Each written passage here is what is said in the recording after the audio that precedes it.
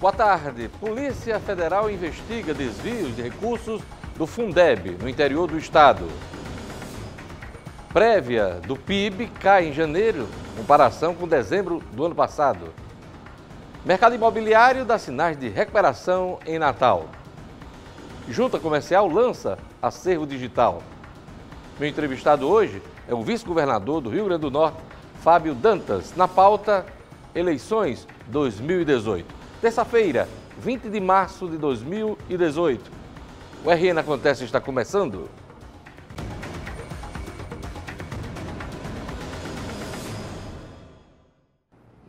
Olha, pintou o sinal de alerta na economia, o índice do Banco Central, que faz a prévia do PIB, Produto Interno Bruto, começou o ano em queda, na comparação de janeiro com dezembro do ano passado. Apesar disso, os economistas apostam na tendência de crescimento.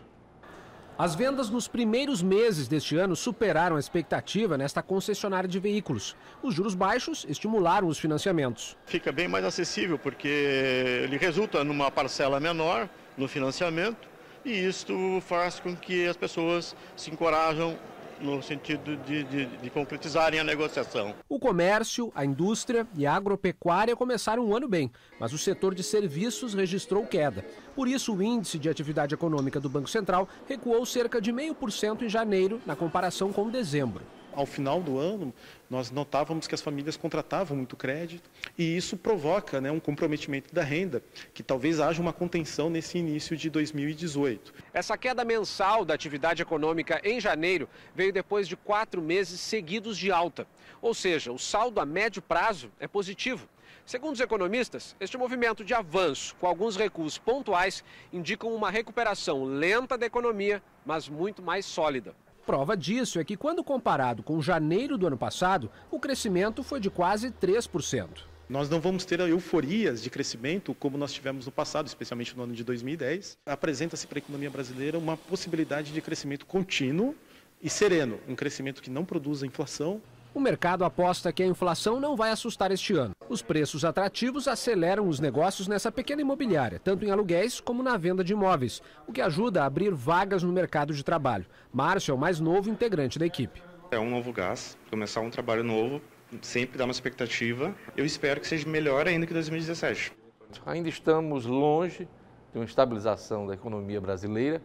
O momento ainda é de incertezas e de ajustes, principalmente em relação às contas públicas. Os estados estão quebrados, os municípios também. E a União com rombos bilionários. Reformas como a da Previdência terão de ser encaradas, enfrentadas pelo próximo presidente da República. E você, telespectador, tem que prestar muita atenção na campanha eleitoral. Nosso futuro depende do voto de cada um. Chega de prejuízos. Sabe por quê? Porque quem paga a conta é você. O mercado imobiliário dá sinais de recuperação em Natal. E pensando nisso, o Sindicato da Construção Civil realiza um balcão de negócios com mais de 10 empresas do setor. Veja na reportagem de Milena Pontes. Maquetes com novos empreendimentos chamam a atenção no balcão de negócios do Sinduscom. São opções de apartamentos, lotes e prédios comerciais. Os valores variam de 81 mil a 5 milhões de reais. O Sinduscom juntou um grupo de empresas associadas e criou esse balcão desde imóveis do Minha Casa Minha Vida, a partir de 81 mil, até imóvel de alto luxo de 5 milhões de reais. Nos últimos anos, o setor imobiliário também foi atingido pela crise econômica, mas parece que em 2018 o mercado está novamente aquecido. De acordo com o Sinduscom, a melhoria nas condições de financiamentos é apenas um dos fatores que vem facilitando o cenário e aumentando as vendas. Esse é um momento muito adequado, até porque o estoque está caindo muito, né? Para você ter ideia, em janeiro de 2014 nós tínhamos aqui em Natal 3.780 unidades em oferta. Em setembro de 2017, que é o último mês que a gente tem do índice de velocidade de venda do Sinduscom, uma pesquisa feita pelo Sinduscom, essa quantidade já tinha caído para 804. Então, é uma redução de 75% na oferta. O balcão imobiliário funcionará durante 3 meses, com a participação de 10 empresas do ramo da construção civil. Já pode até assinar contrato e sair com o contrato assinado. Veja a seguir. Polícia Federal investiga desvios de recursos do Fundeb no interior do estado. E mais, hein? Junta Comercial lança acervo digital. O RN acontece e volta em instantes.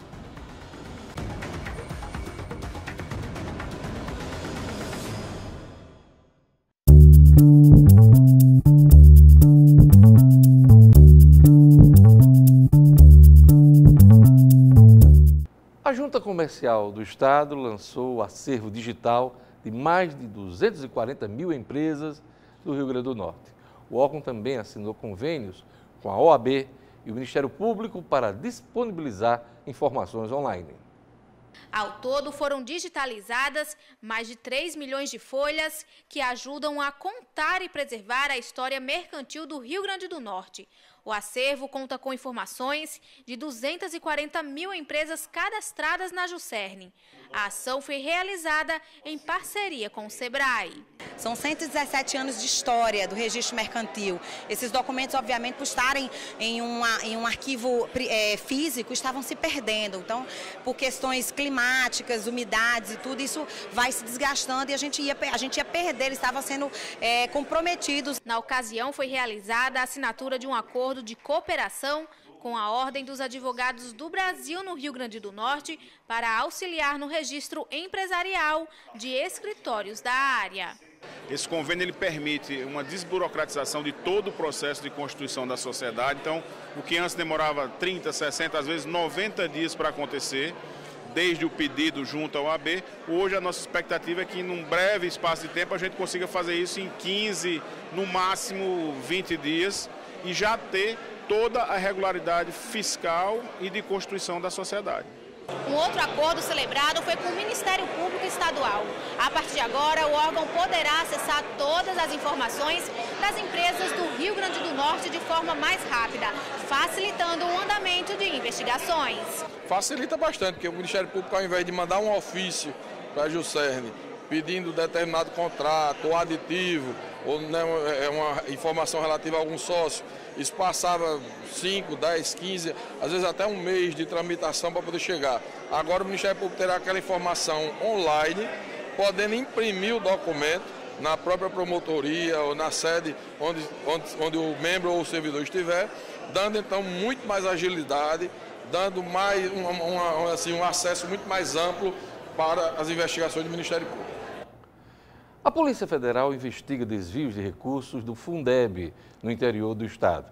A operação Triste Tia apura crimes praticados em Baraúna entre os anos de 2014 e 2016. Cerca de 70 policiais federais cumpriram 16 mandados de busca e apreensão em Natal, Mossoró, Baraúna e em outros municípios dentro e fora do Rio Grande do Norte.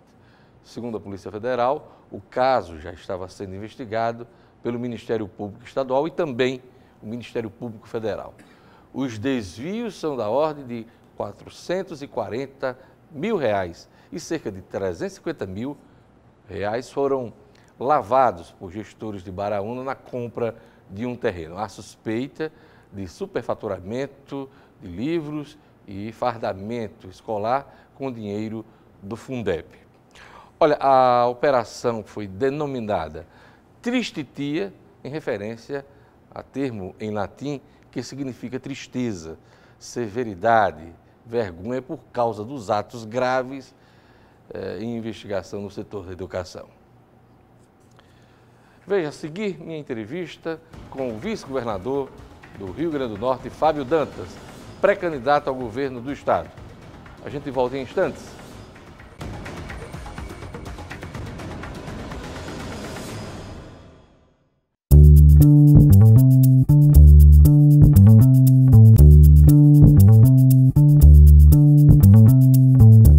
O vice-governador Fábio Dantas vem ganhando as manchetes nas últimas semanas. Não é para menos. Ele rompeu com o governador Robson Faria, se filiou ao PSB e pretende viajar o estado para vender sua ideia de candidatura ao governo estadual. Boa tarde, vice-governador Fábio Dantas. Boa tarde, Diógenes. Boa tarde aos telespectadores da Band do RN Acontece. Pelas palavras do governador ontem aqui, no RN Acontece, você foi um dos vice-governadores mais atuantes da história do Rio Grande do Norte. É isso mesmo? Depende do que o governador queria falar, né? Nas entrelinhas, às vezes, o que ele quer dizer é algo que não condiz com a realidade.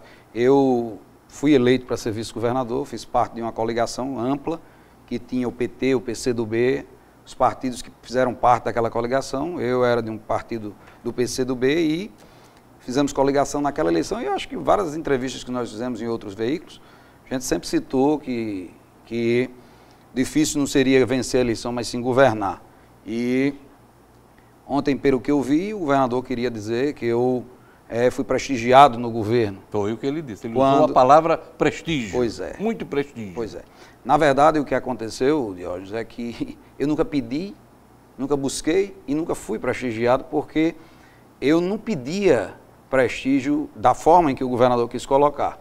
Até porque eu nunca indiquei um secretário de Estado, nunca indiquei sequer um secretário adjunto do Estado, e eu não pedi para indicar, porque a única coisa que eu queria que o governo fizesse era acatar as nossas sugestões de gestão e que pudesse governar para melhorar a vida do cidadão. Eu nunca pedi isso e nem quis. Ele chegou a dizer ontem, aqui no RN Acontece, que a Casa Civil foi lhe oferecida em várias ocasiões. Ele ofereceu várias vezes e eu, todas as vezes, recusei, porque eu até disse, na época do período eleitoral e depois da eleição, eu dizia, não se nomeia quem não pode se demitir. Na gestão passada, o governador indicou a SEMAR, indicou o Gabinete Civil, indicou a CAERN e o IDEMA. Depois que rompeu, todos eles passaram a fazer oposição ao governo. Eu não faço oposição ao Estado. A única coisa que me fez mudar a posição, se o governador tivesse dito, vamos até dezembro, eu vou terminar o governo para melhorar a vida do Norte Rio Grandense, eu estava preparado para ficar sem problema algum. O problema é que o governador quer a reeleição. O Robson quer a reeleição, então todas as ações do governo são a reeleição. E o que a gente Isso está claro para o senhor? Isso está claro, Ele vai todas as ações do governo são fisiológicas. Os cidadãos nos cobram diariamente, antes, inclusive do meu desligamento, eu recebi inúmeras pessoas dizendo tem que romper, tem que fazer isso. Eu digo, não vou romper com o Estado, eu não posso romper com o Estado, eu vou continuar defendendo. E no que precisar até dezembro, estarei à disposição para ajudar o nosso Rio Grande do Norte. Vice-governador Fábio Dantas, o senhor disse que não indicou ninguém no governo, não tem cargo, mas quando o senhor rompeu recentemente, o Diário Oficial registrou algumas exonerações que foram atribuídas a seu grupo político, ao senhor, principalmente na área do ITEP, que o senhor foi diretor lá. Foi exonerado do ITEP. Manuel Varela, um perito de carreira lá que estava aposentado. A Alessandra Dantas, porque devia ter Dantas, já voltou. A outra já voltou também. Não eram minhas pessoas. Inclusive me atribuíram naquele dia aquelas nomeações. Naquele dia saíram 8 pessoas que tinham alguma afinidade com a deputada Cristiane Dantas, que é minha esposa, mas 8 pessoas no Estado, nenhum cargo de primeiro escalão, nada disso aí, nunca pedi, nunca quis, e as pessoas, todas elas que foram exoneradas, participaram da campanha do governador, inclusive participaram ativamente. O que eu lamento é esse tipo de atitude, porque se o governador tiver que exonerar, vai ter que exonerar o centro administrativo quase todo, porque todo mundo gosta de mim. O senhor acabou de usar um termo forte, fisiológico, governo fisiológico. Só passou a ser fisiológico agora que o senhor rompeu com ele? Olha, todas as minhas críticas com relação ao governo sempre foram pautadas na gestão fiscal. O governo perdeu o foco a partir do momento em que o governador se disponibilizou a ser candidato à reeleição, tendo uma má avaliação. Parece aquele reinado em que o rei quer se perpetuar no poder e a população não pode fazer nada. Mas não é natural que ele queira pleitear a reeleição? Concordo se a população estivesse aprovando a sua administração. Com mais de 88% de desaprovação, eu só segui o clamor das ruas. Eu queria, ainda nesse ponto do prestígio, ontem, declarações do deputado federal Fábio Faria, dizendo que o senhor vai ter que encontrar o tom certo do discurso para convencer as pessoas de que faz oposição a um governo que o senhor ajudou muito na visão dele. O que é que o senhor tem a dizer? O meu discurso é o mesmo desde a campanha, durante o mandato e agora novamente. Eu sou um crítico, sempre fui um crítico feroz, todas as minhas entrevistas, se puxarem, vão ver que eu falava que o governo não fez o dever de casa e isso ia ocasionar déficits e ia ocasionar uma piora na qualidade de vida das pessoas. Em nada eu mudei, tenho a tranquilidade disso aí. O meu discurso não é de falar política, que o cidadão que está nos assistindo não quer saber disso. O cidadão quer de soluções e eu vou fazer uma campanha propositiva para exatamente melhorar o nosso Rio Grande do Norte. As pessoas não querem saber se o governador é Robson, se é Fábio, se é João, se é José. As pessoas querem alguém que solucione os problemas. E o governo que está aí já mostrou que não vai solucionar. E para que mais 4 anos desse jeito? É só isso. Qual foi o grande erro do governador Robson Faria, se o senhor tivesse de eleger um? Olha, o erro sempre foi o controle dos gastos públicos. O governo não fez controle algum, não tomou nenhuma iniciativa que pudesse fazer isso a melhorar, porque o cidadão que está nos assistindo vai perguntar o que é que isso tem a ver com a minha vida. Quando não tem controle, há um descontrole. Quando há o descontrole, todos perdem. Então, esse governo, o atual governador, foi perdulário, então? Não, o governador não fez atos que... o governo foi eleito dentro de um mínimo de cobrança política. O mínimo que se esperava é que tomasse as decisões. Eu cansei de falar. Quais decisões? Todas elas, as necessárias a fazer o controle dos gastos públicos. Por exemplo, o teto dos gastos públicos, o fim dos supersalários, a colocação de um projeto para que o policial fosse valorizado, aquele que trabalha, que foi da minha iniciativa, no ano passado já foi aprovado. Por exemplo, investir mais em segurança pública, o governo gasta 1,5 milhão com segurança pública e 6 milhões com os programas como o Café da Manhã. Então, são essas ações que melhoram a vida das pessoas. Dia desses, no rádio, o senhor me dizia que poderia ter rompido com o Robson no ano passado, ali por volta de outubro, quando o senhor assumiu o governo, e foi, de certa forma, desautorizado quando encaminhou medidas econômicas à Assembleia Legislativa. É isso mesmo? Eu mandei várias vezes. Eu mandei em março do ano passado, eu mandei em 2015, em todas as vezes que eu sentei, na substituição, que era a minha atribuição, até porque eu fui eleito para ser vice-governador, o deputado Fábio Faria foi até infeliz, porque eu não fui eleito para ser governador do Estado, fui eleito para ser o vice.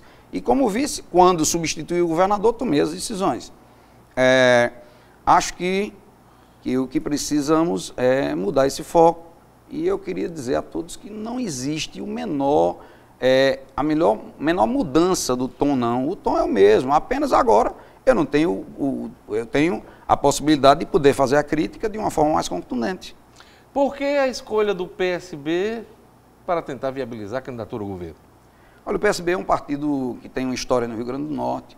O PSB a nível nacional, os partidos estão muito focados na eleição dos deputados federais, Diógenes, e o PSB tem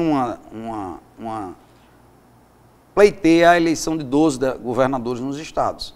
E isso foi o que nos diferenciou, até porque aqui também não tinha uma obrigatoriedade do PSB se coligar com A, B ou C. A gente vai buscar uma ampla aliança com os partidos e com os segmentos da sociedade para tentar construir um projeto de Estado.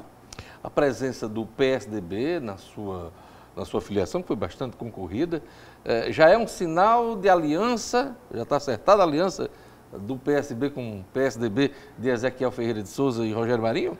Nós vamos buscar todas as alianças. O PSDB é um importante aliado, mas na filiação nós tivemos mais de 100 cidades representadas. Foi um ato público que me surpreendeu, porque foi bastante concorrido, e eu tenho certeza que isso mostra que, mesmo sem a força do poder econômico e do poder político, nós podemos construir uma história... Mas no caso específico de Ezequiel, que é o presidente da Assembleia, e Rogério Marinho, é uma sinalização de que a conversa está avançada? Rogério e Ezequiel são amigos, eles foram lá, como inúmeras pessoas foram, porque